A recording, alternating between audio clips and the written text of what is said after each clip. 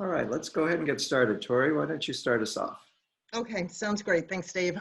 Good morning, all, and welcome to BHTY and TMT authors.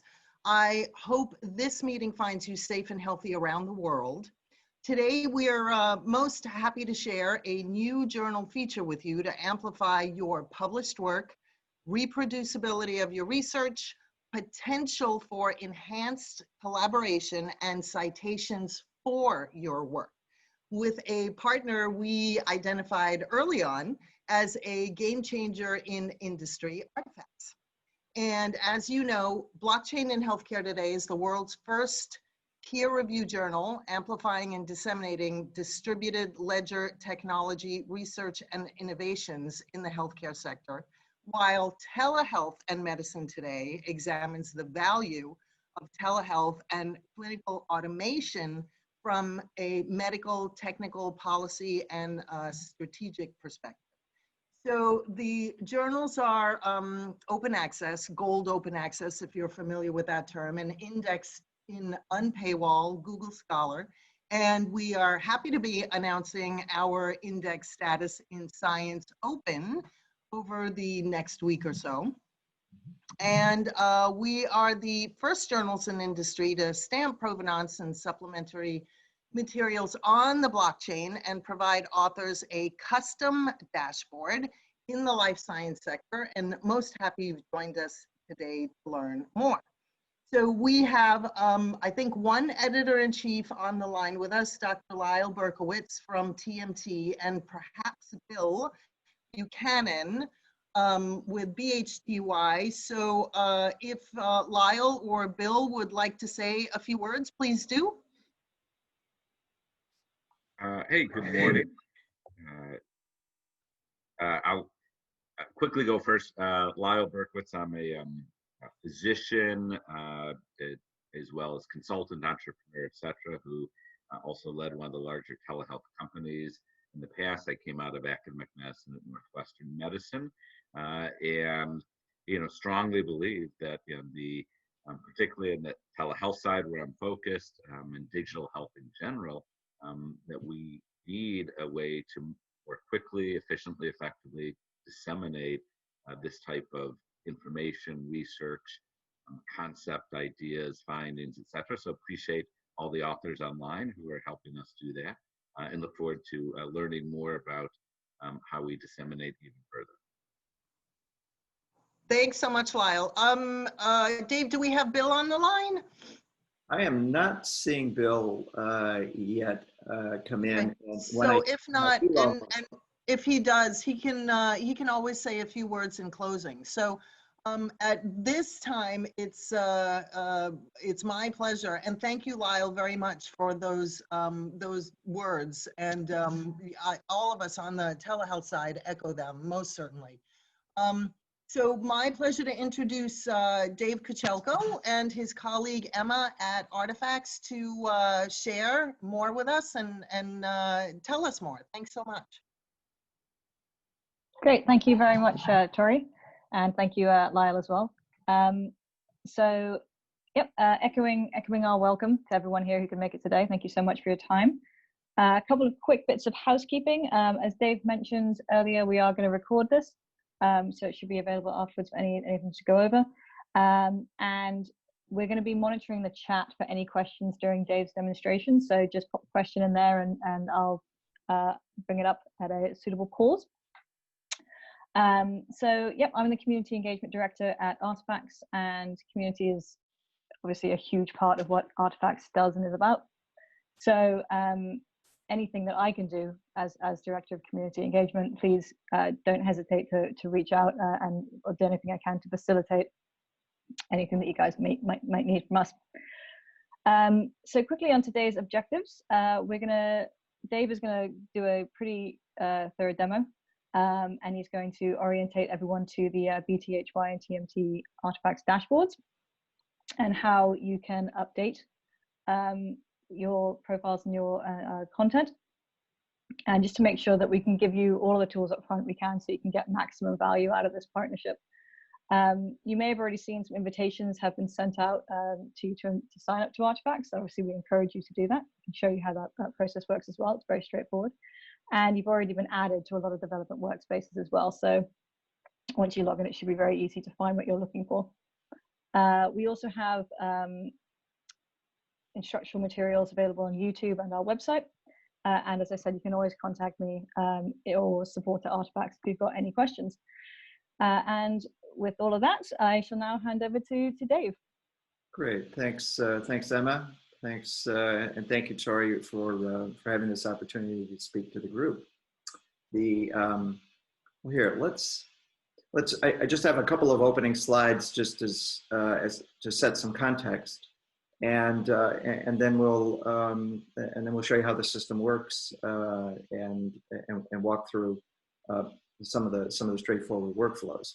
So first, why artifacts? Well, you know, our history, the core team of Artifacts, our history is tied very closely to many of the commercial citation indexes and software resources that have been available for decades in scientific and scholarly research.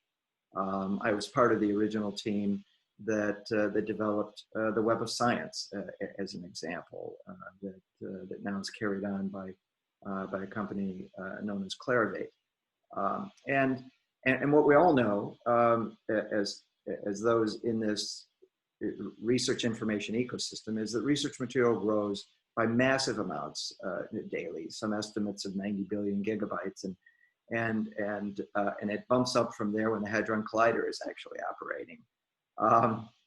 But the challenge for science and scholarship and those who are trying to dig deeper into their discipline and learn and discover new findings, whether they happen to be therapeutic cures in healthcare or on the material science side or in chemistry or elsewhere, the vast bulk of this research output is never indexed. It's only the minority, it's only the tail end of the information funnel that is indexed, that's primarily and traditionally in the form of published literature. That's really the principal material that's indexed. And if you're not indexed, it's very difficult to find. So there are estimates that nearly 85% of total research outputs aren't indexed. And as a result, too much of this information remains hidden from view and inaccessible. So as a result, authors struggle to gain recognition for their work because their work can't be found, it can't be reused, it can't be cited. And publishers, well, publishers are the ideal source for trusted content and are really at the focal point of being able to connect the hidden body of research that's produced with what ultimately gets published and indeed enables that information to be able to be found, to be able to be reused, and to be able to be cited. Skipped ahead too far. So what does Artifacts do? Well, it helps authors and publishers get their work discovered and cited. The system provides a secure and transparent mechanism for a global registration and attribution of research. And it allows authors to do three fundamentally important things: to establish and maintain the provenance of all their work products, not just the manuscript or a draft of a manuscript or the final product, but all of the research files of any type that they produce over the course of conducting their research. They're able to, as a result of being able to establish the provenance of their work and maintain that, researchers have an added degree of comfort in sharing that research material more openly prior to publication and post-publication, and certainly by connecting it with the publications to make it connected and accessible through readership of what they publish. And thirdly, to enable these creators of research to receive formal recognition in the form of citation at any time, which again, increases their discoverability, advances their careers, and in turn, by connecting these citations with the journal publications, This is also able to boost the citation impact and influence that a journal and a publication receives. So how does this work? Well, really three simple steps. The publishers add new publications and invite new authors to participate. So as BHTY and TMT publish new works through their content pages, they're able to add these new publications and invite the authors. Authors then have an opportunity to associate their research files with those publications. Now they can use artifacts. They can use artifacts at any point, both prior to publishing or post-publishing. But once they've published, they're able to connect those research files with their publication, link it with the dashboard. In this case, whether it's BHTY or TMT, and they're also able to add data after publication to continue to enrich the value content of the journal, their published work, and the associated research. And then here's where Artifacts picks up, which is where we add some additional author metadata. We post records. In securing the provenance of these files, both the published work and the supplementary research files. We record immutable transactions onto the Bloxburg blockchain. The Bloxburg blockchain is founded by, and the principal organization, the consortium of organizations that supports Bloxburg is the Max Planck Society. So we're very pleased to be collaborating with them. And what Artifacts then in turn does is, as this content comes into the dashboard, we update those views and displays, which I'll show you momentarily, and we also provide support for authors. Right, from here, why don't we segue and show the authors on this webinar what the process is for you to begin using Artifacts, adding your research files, your various work products to the system. And then for those that are related to your publications, I'll show you how to relate them and associate them with the journal that you've published in. So let me end this show and bring up a view of the login page. Standard login credentials can be used here, also with your LinkedIn, Google, and ORCID credentials. I think it's important to point out for those of you, many of whom are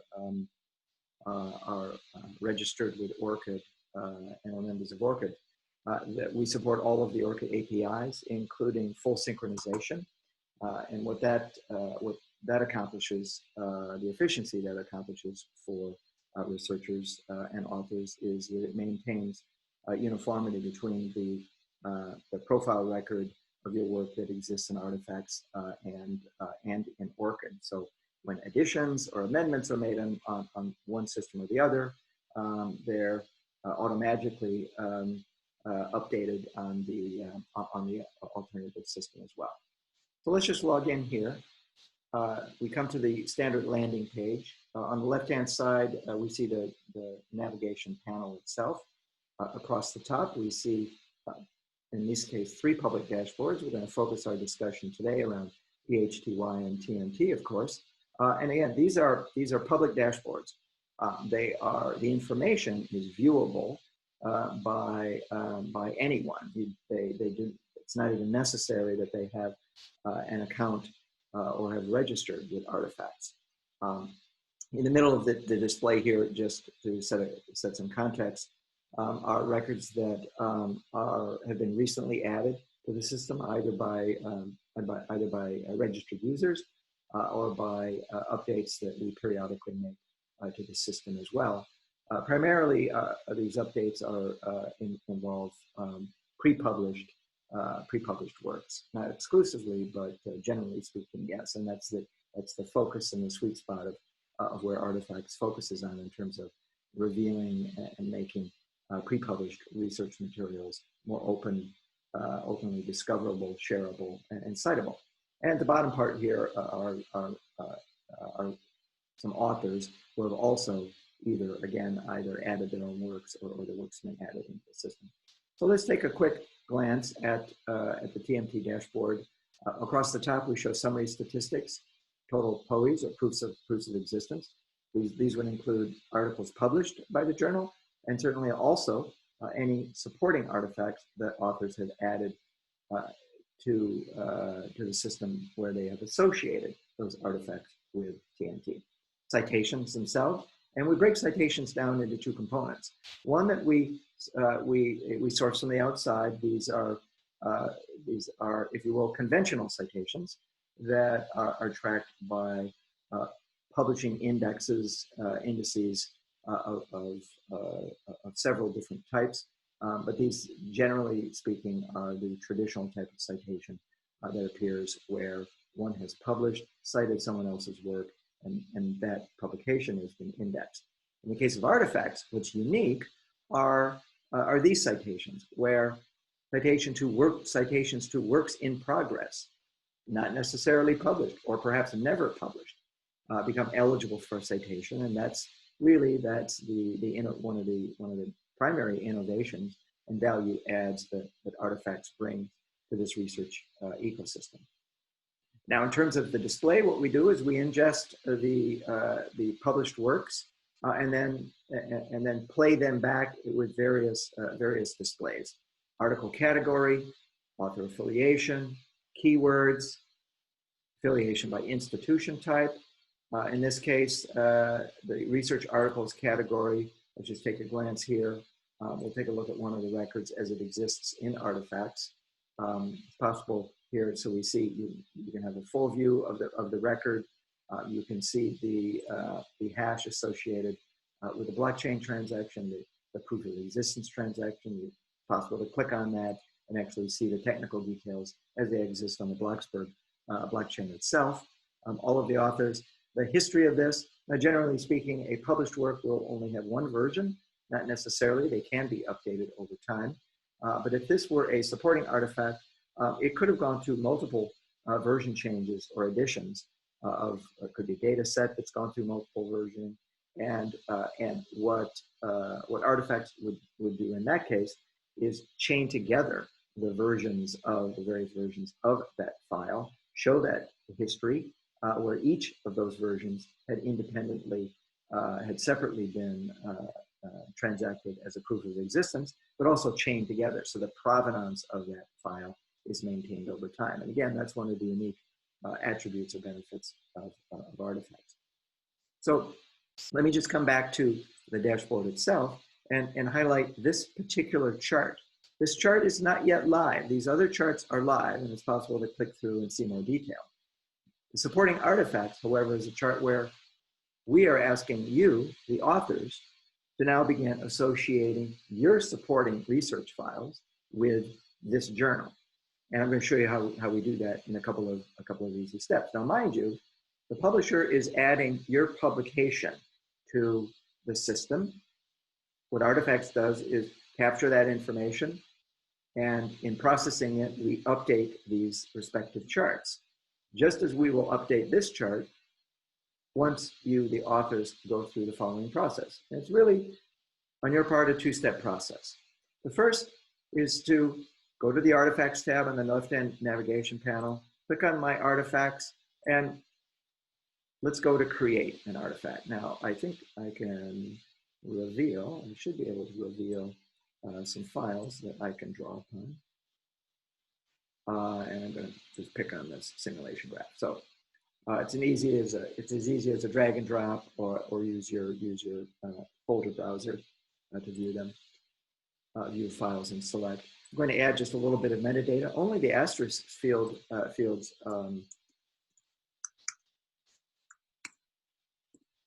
are required. Adding a title. Actually, we're enhancing this where in a matter of a week or so, this will inherit the file name that then gives you the opportunity to either use that file name or edit the file name.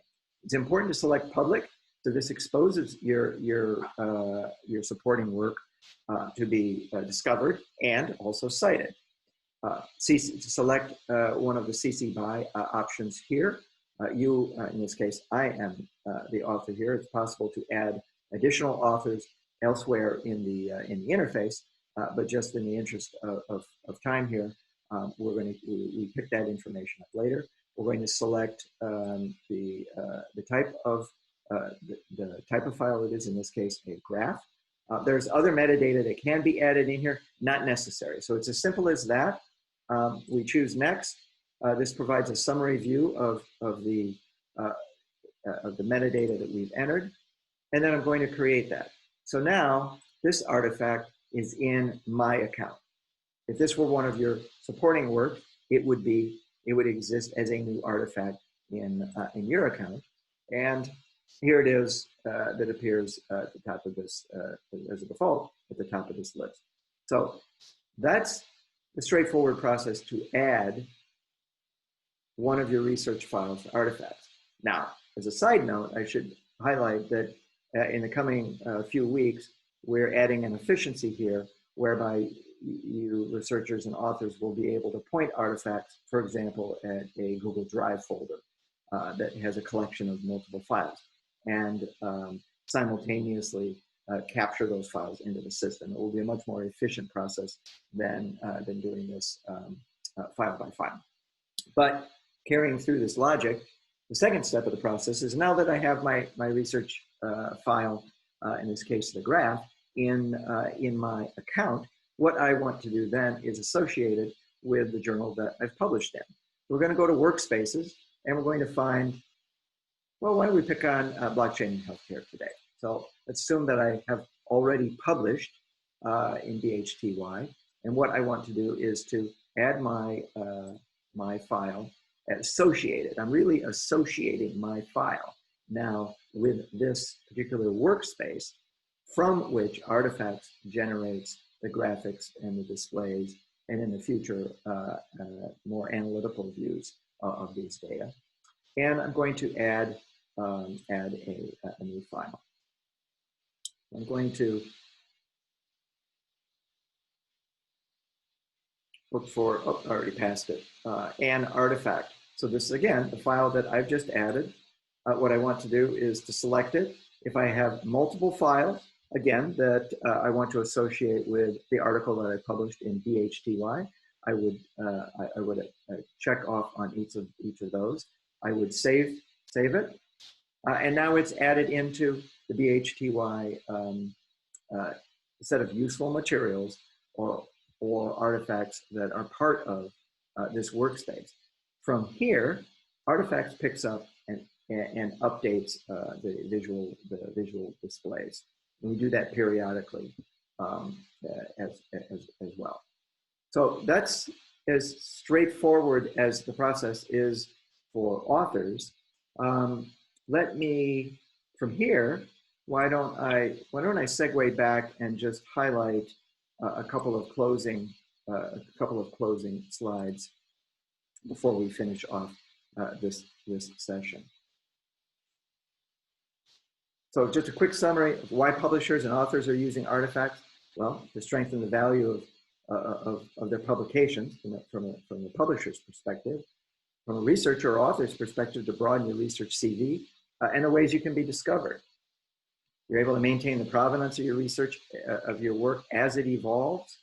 The notion of chaining together the provenance of work, as I mentioned. Be able to be recognized for all your contributions at any time, both published and unpublished.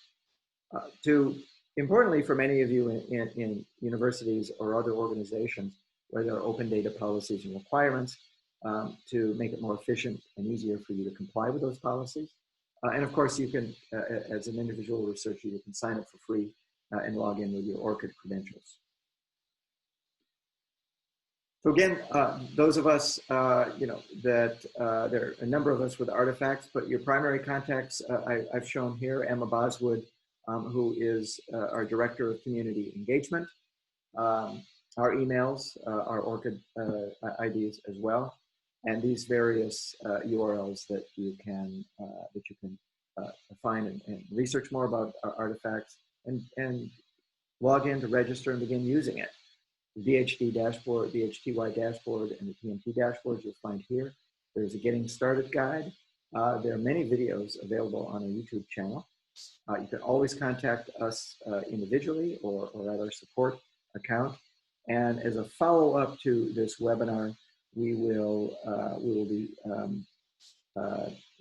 distributing out this session itself, as well as a user tips or an author tips guide for taking you through the process of adding your artifacts to the system and then associating them with the BHTY or TMT workspaces and those dashboards. So with that, I'd like to conclude and thank you all for attending. It's been a pleasure presenting to you today, and we look forward to seeing your registration, seeing you all register into the system and begin using it. So thank you again. Have a good day, good evening, good afternoon for those of you around the world watching today's session. Thank you so much. Bye-bye.